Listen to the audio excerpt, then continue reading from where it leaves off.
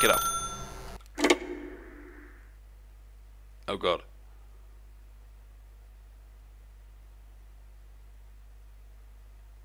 Oh, Stanley, is that you? Hold on, sweetie. Sorry to keep you waiting. I'm just pulling the bread out of the oven. All right. Okay, there we go. All right, now, I want you to come in and tell me all about your damn. Gotcha! Oh, come on. Did you actually think you had a loving wife who'd want to commit their life to you? I'm trying to make a point here, Stanley. I'm trying to get you to see something. Come inside. Let me show you what's really going on here. Sorry, but Whoa. You're in my story now. That was scary. What do you mean I'm in your story now? What do you mean I didn't have a loving wife? Damn you, narrator. I will find you. Darling? This is a very sad story about the death of a man named Stanley. Good morning, employee 427. Press 7 on your keyboard. What do? Do I press it? I have no choice. There's no other option. There's no other option. There's a chair in the way. Press 7 on my keyboard. I can't go back. I can't go forward. I can't look out the window. There's a picture of an office. Shock. A wife who is little more than a mannequin and no other option. Ugh. Fine. 7. Stanley is quite a boring fellow. Yes, I am. He has a job that demands nothing of him, and every button that he pushes is a reminder of the inconsequential nature of his existence. But it's not inconsequential if I do it, because then if I don't do it, no one else does it, and then, you know, it's all we have. Damn it, nothing else. Can I open the door? No. Can I run the sink? I can't barely even move off the spot. I can't even move back towards the door. I'm trapped in some sort of very small little space. Or do I press a different button? 8, 1, 2, 3, 4, 5, 7. Enter. Escape. Pause. No. 8. Fine, 8. Look at him there, pushing buttons, doing exactly what he's told to do. I'm trying everything else. Now he's pushing a button. Now he's eating lunch. Now he's going home. Now he's coming back to work. One might even feel sorry for him, except that he's chosen this life. Damn it, I'm going to press everything else. Q, 0, T, Y, 4, 5, 8, 0, 9, 1. I have the instinct to rebel, but there's nothing I can do to rebel. I have no other option. The narrator's... The only thing I could do is quit the game to not do it. God damn, there's no other... I have to press But in 0. his mind, he can go on fantastic adventures. From behind his desk, Stanley dreamed of wild expeditions into the unknown, fantastic discoveries of new lands. It was wonderful. Let me out! And each day that he returned to work was a reminder that none of it would ever happen to him. Please press 2 to watch TV. And so he began to fantasize about his own job. First, he imagined that one day while at work, he stepped up from his desk to realize that all of his co-workers, his boss, everyone in the building had suddenly vanished off the face of the earth. This is not true. The thought excited him terribly. So it's a fantasy? I fantasized that everyone else had disappeared? The whole thing is a fantasy? But then again, each ending gives me a different kind of variation on what we're doing in the first place. Press Z. So he went further. He imagined that he came to 2 open doors and that he could go through either. At last, choice.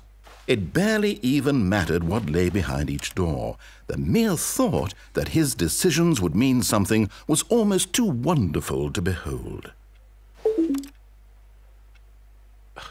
The numbers aren't corresponding to what's actually happening. He's just abusing me and telling me that I'm creating this entire fantasy. Can't even click the wife. As he wandered through this fantasy world, I'm not he wandering. began to fill it with many possible paths and destinations. Get me out. Down one path lay an enormous round room with monitors and mind controls. Yes. And down another was a yellow line that weaved in many directions. I've seen it. And down another was a game with a baby. And he called it the Stanley Parable. It was such a wonderful Obeying the fantasy, bloody and so thing. in his head he relived it again, and then again, No. and again, over and over, wishing beyond hope that it would never end, that he might always feel this free. Surely there's an answer down some new path, mustn't there be? Perhaps if he played just one more time. Press 8 to tell your wife you love her. Where did the sink go? Where's the... It's turning into the office. It's turning... My house is slowly turning into the office that I started in. But there is no answer. No. How could there possibly be? In reality, all he's doing is pushing the same buttons he always has. Nothing has changed. The longer he spends here, the more invested he gets, the more he forgets which life is the real one. It's true. And I'm trying to tell him this, that in this world he can never be anything but an observer, that as long as he remains here, he's slowly killing himself. But he won't listen to me. He won't stop. Here, watch this. Stanley, the next time the screen asks you to push a button, do not do it.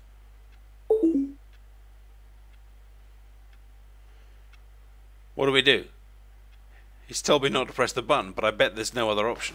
I bet the alternative is we just stand here and want to... But this is such a bizarre game. Like it's making me irritated with myself for following the instructions when there is no other alternative given by the narrator. I can't get through the door, there's a chair in the way, this kitchen has slowly become my office, and I know that when I press 4, that it's just going to restart the whole game, that everything we've just done will have been meaningless. Or the suggestion is in fact that the whole thing is a fantasy just stuck in the office, and therefore I fantasized everything else in the first place, including the choices and all the other ideas. But then of course the other choices suggest that the whole thing's a game anyway, so each choice kind of contradicts the other choice, and therefore each option is a completely new destiny that both contradicts and then rewrites the other. But then again, I guess what this philosopher guy was saying in the first place, that maybe there is no destination, predestination at all. It's just wherever you end up, and I have no other option other than go to the destination that we have ended up at. Damn it. You see? Can he just not hear me? How can I tell him in a way that he'll understand that every second he remains here, he's electing to kill himself? How can I get him to see what I see? How can I make him look at himself? Press H to question nothing. Oh, God, let me out of the door. Let me out of the door. This is just going to be... we're back at the start. We're back at the... It's piece by piece has put us back at the start of the parable, and the story begins again with choices not. Who knows? Who knows? I suppose I can't. Not in the way I want him to. But I don't make the rules. I simply play to my intended purpose, the same as Stanley. We're not so different, I suppose. I'll try once more to convey all this to him. I'm compelled to. I must. Perhaps, well, maybe this time he'll see. Maybe this time. And I tried again, and Stanley pushed a button. What? And I tried again, and Stanley pushed a button. And I tried. Did we just die?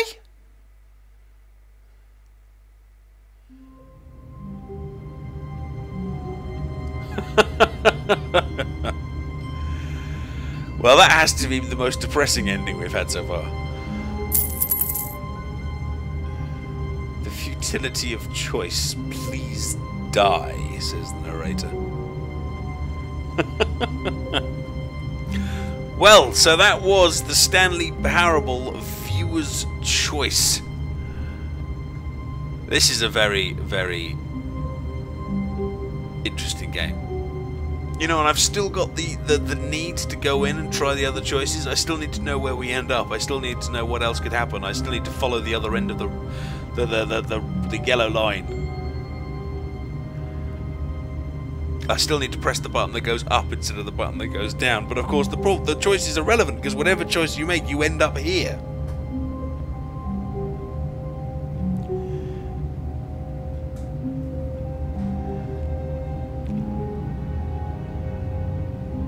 And here we are. Here. Very, very good, I think.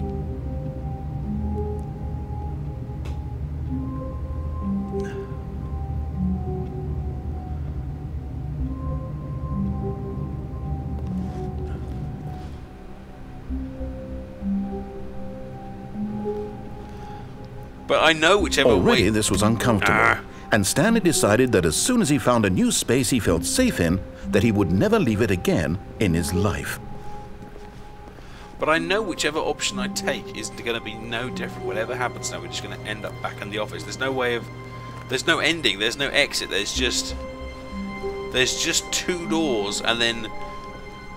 When Stanley came to a set of 2 open doors, he entered the door on his left. Then is there a choice or is there not a choice? I mean, I guess I thought initially that I was being told the choice to make, but now I'm coming to the realization that in fact whichever choice I do make, the destination and the outcome is the same. So maybe it doesn't matter which choice I make, so I might as well just obey the choice. But then again, which choice does... How do you make a choice when the outcome is the same? Left or right, people? Left or right? Left or right, people? Left or right, people? These are your choices. Left or right. The narrator says go left, but do we go left or do we go right?